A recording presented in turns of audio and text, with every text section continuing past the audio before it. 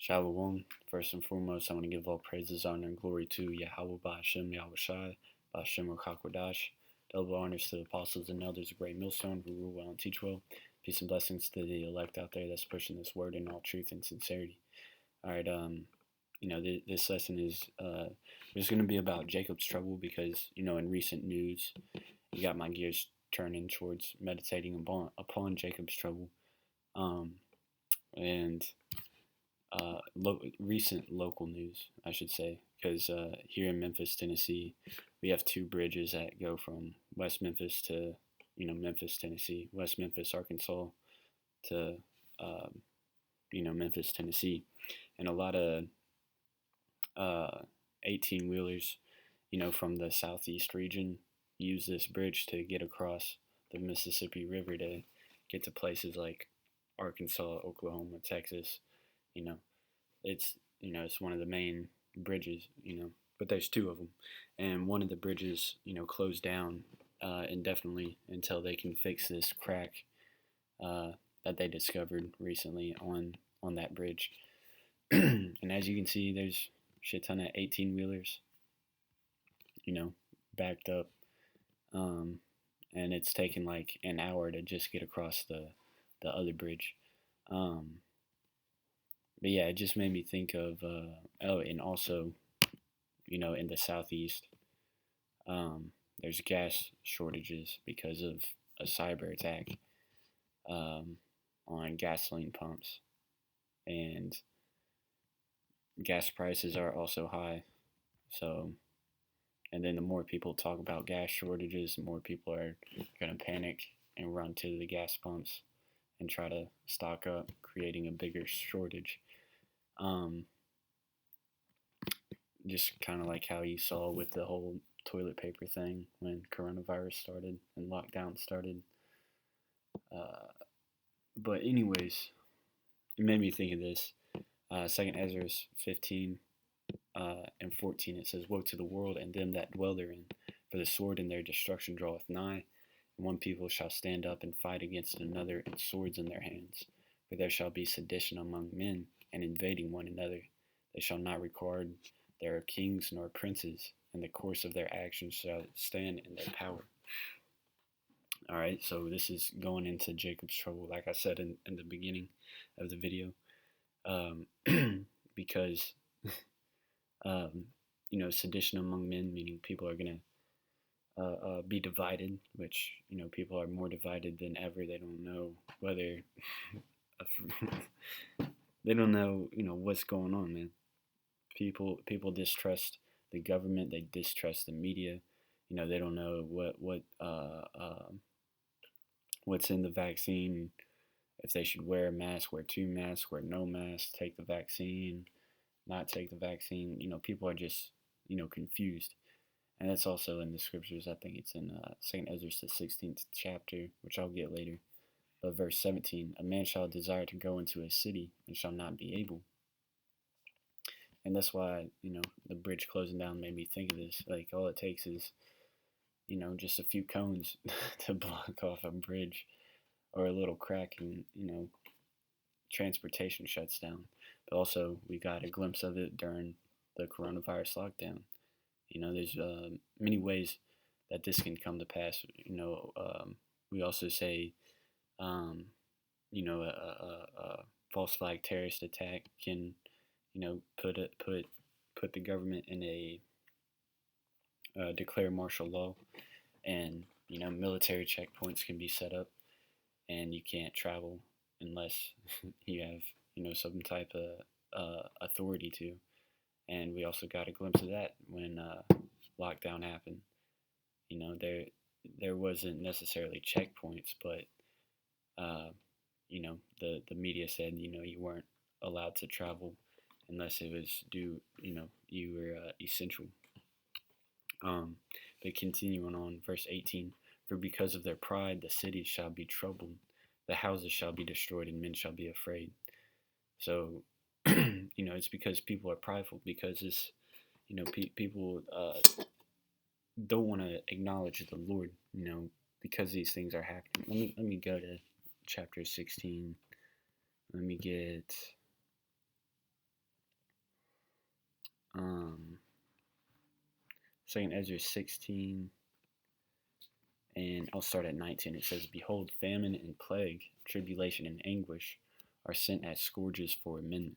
So if you ever wonder why, shit sucks, why there's plagues, coronavirus, aka famine, lack of resources, that's just what famine is. Tribulation and anguish, trials and tribulation. Let's get this word, anguish. Severe mental or physical pain or suffering. So anguish, hey, mental disorders are on a rise. People are mentally ill, trying to self-medicate and, getting worse. Um, and also coronavirus diseases, people aren't, but anyways, the point is all are sent for scourges for a minute. So the Most High will plague, you know, people to make sure that they get right. It's a sign, say, hey, look, you're fucking up, as a society, get right and return to the law, statutes, and commandments, and then you'll be all right. Verse 20, it says, "But for all these things they shall not turn from their wickedness, nor be always mindful of the scourges." Yeah, because, hey, I remember, what was it, like 2018? It was like 3 different hurricanes hit this place, like back to back to back. And then, like,